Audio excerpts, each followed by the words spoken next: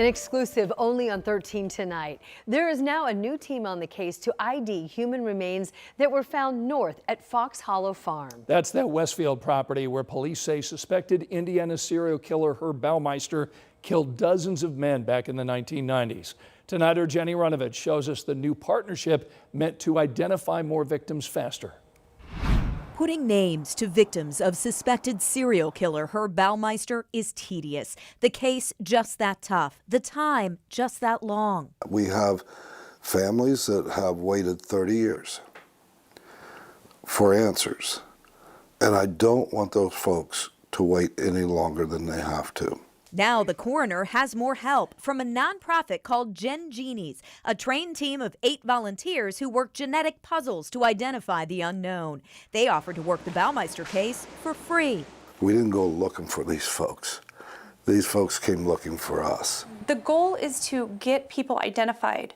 That's it. GenGenies just learned about the horrors at Fox Hollow Farm 2 weeks ago. The bone fragments buried for decades, the serial killer accused of putting them there. The sheer number, the absolute sheer number. This is unprecedented in that it's one person took these lives. The work to ID victims so massive, she knew her investigative genetic genealogists had to help. The coroner typically gets an entire body, not 10,000 pieces of a whole bunch of bodies. He's got a daunting task ahead of him.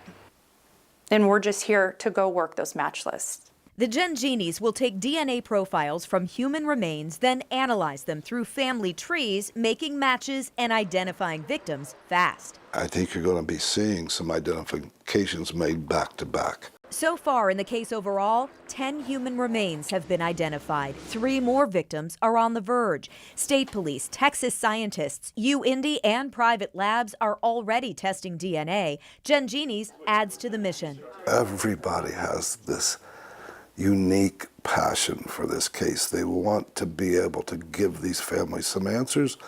They want to be able to get these remains off of a shelf into a final resting place. How many men were killed at Fox Hollow Farm, the coroner can't say.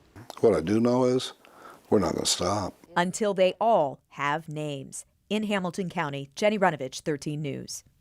The coroner says having GenGenies on the case doesn't just provide hope. He says it also saves Hamilton County taxpayers thousands of dollars in investigative costs.